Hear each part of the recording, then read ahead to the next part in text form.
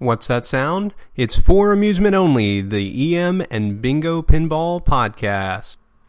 Welcome back to For Amusement Only. This is Nick Baldridge. Tonight, I have good news. Double Up is fixed. Now, the bad news is what brings me to our tech segment for today.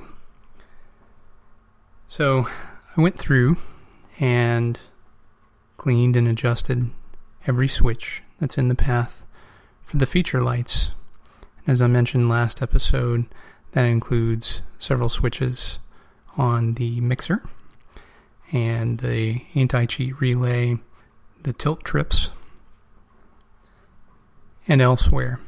So I'm tracing my power through the machine to the lamp sockets, and with my meter, this is another one of these frustrating, my meter is terrible and really I should spend the extra $5 and get a nicer one. But when I push on the tab for the fuse, which is providing the power for all of the lamps that were out, there's continuity.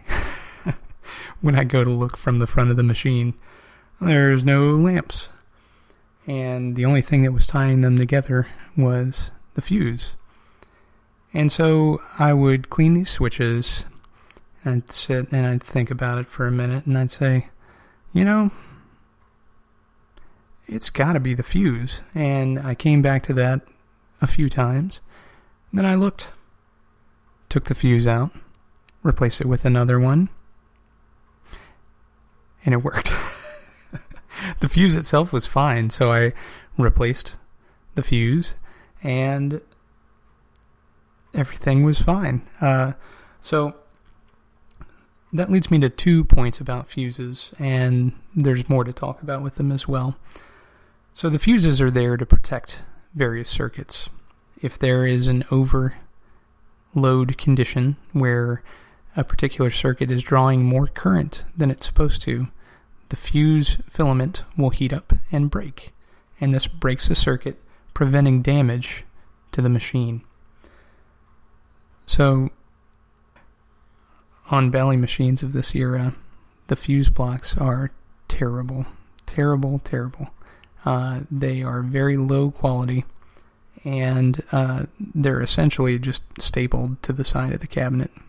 They use Bakelite as their backing, and that warps and twists over time, and the fuse clips themselves are very, very low quality, thin metal. So when a circuit has a load applied, it will heat up the fuse, and the fuse clips. And if there is dirt or deterioration, or grease or, whatever on those fuse clips, it's going to heat up more because, as I mentioned in my last podcast, those things increase your resistance. So when the fuse clips bend over time, because when you insert and remove fuses, it's going to bend the clips, that's going to increase the resistance and create more heat, thus further compounding the problem. So I went into this knowing that Bally fuse clips were bad, fuse holders, and yet I've never changed it because I am lazy and cheap. So here's an example of where it came back to bite me, and just one scenario where a simple troubleshooting job, I opened this up because the replays weren't resetting and the start was not functioning appropriately, turned into a much larger job just because the fuse clips are so bad. So, of course, I haven't replaced the fuse clips or the fuse holders, and it's wheeled back into position, so I'll just have to remember this next time I put in a parts order. And then I'm sure to do it. So I mentioned that fuses are there to prevent an overcurrent scenario. So what can cause that? Really, it can be caused by almost anything failing. If you have a bulb which ends up somehow shorting in its socket, or a bad socket, or a socket that was good that went bad, or a poorly manufactured bulb, all these things can cause extra current to be drawn trying to light that lamp, or pushing current into the wrong circuit, which can cause the fuse to heat up and blow. This is a very good thing. This is exactly what you want to happen.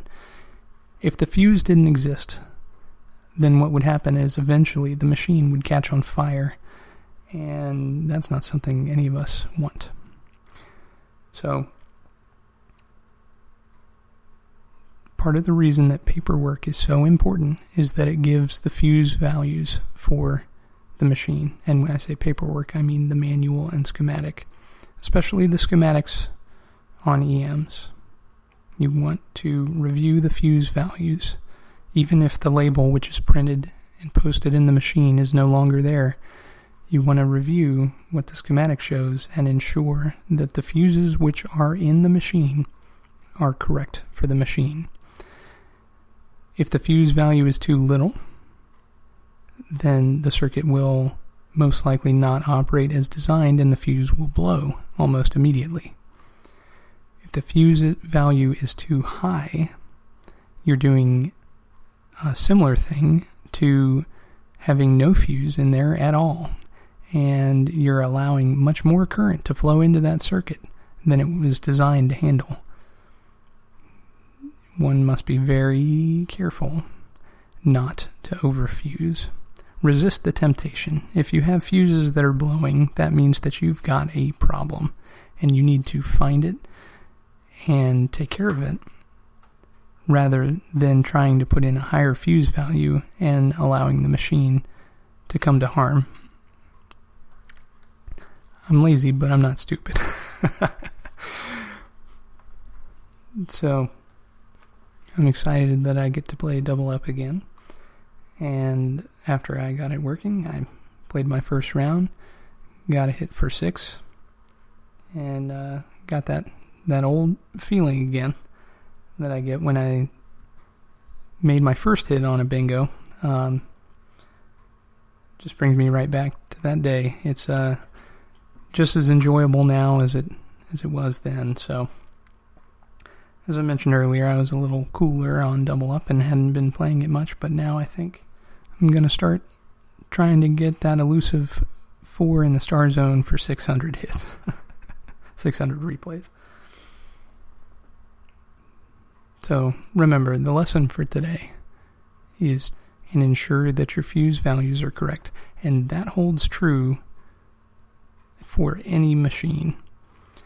If you have a fuse holder where one of the pieces is weak, it tends to flip open, or a piece moves aside as you're putting the fuse in, that means that it's getting ready to break. And as I say, when you bend metal like that, it increases the resistance, which causes more current to flow into the circuit to try to overcome that resistance. And so your fuse will end up blowing, or you will wind up with problems. Another issue is if you push your fuses too far into the fuse holders, it will deform those metal pieces that hold the fuse in place, the actual holders.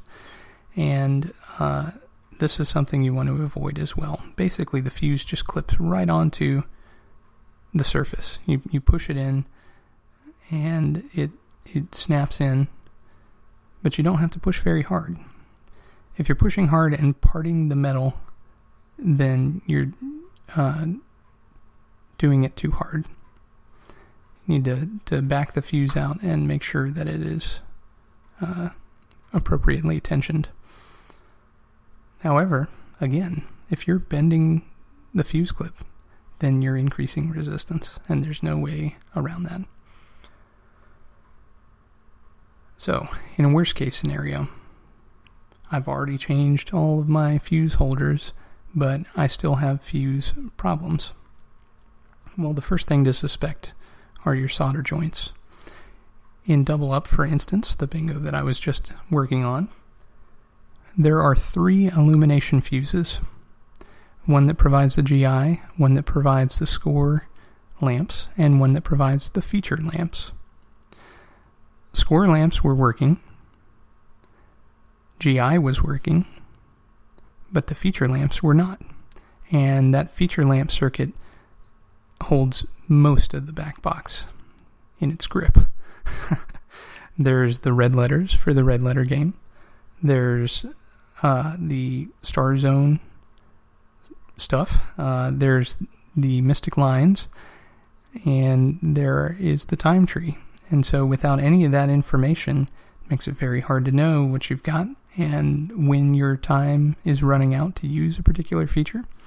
You basically just have to guess. And as far as the red letter game, well, most likely